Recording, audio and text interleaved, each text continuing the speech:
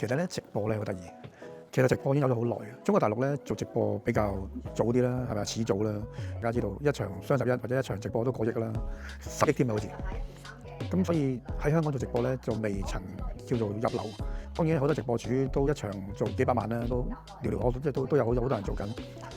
我哋講下我自己啊，我哋其實本身都有17年喺網絡嘅經驗。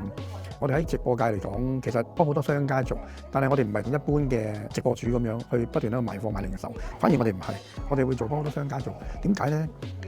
因為好多商家咧，佢哋做唔到直播。你試下諗下，佢哋商家開直播嗰陣時，佢哋話冇人睇咯，佢哋可能係怕醜咯，佢哋唔識點樣做，可能去介紹貨品咯，嗰種嘅元素因素。有好得意嘅商家，又話我開直播嗰陣時咧，我試過㗎啦，得2個人睇嘅，嗰2個咧就係一個媽媽，一個婆婆。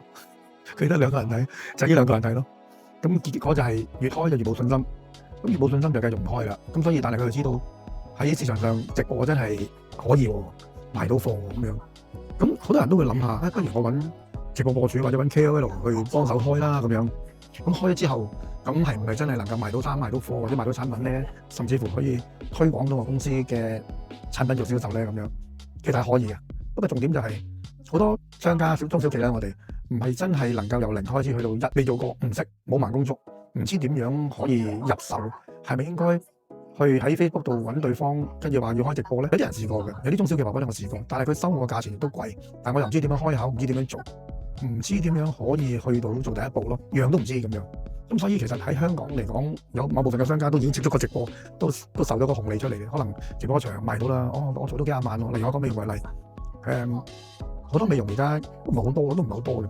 比如我做98蚊試做價，做198蚊試做價，我可唔可以喺呢一個過程裏邊，我俾直播，我哋去請一啲直播翻嚟做試做，跟住我哋去收到新客啊？呢個係其實喺行裏邊已經好多人會中意做，亦都係真係 work 嘅，收到客㗎。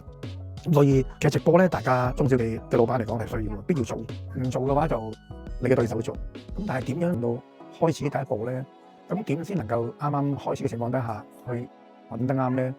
點先能夠合理咧？咁可能下個階段我就同大家再介紹多啲。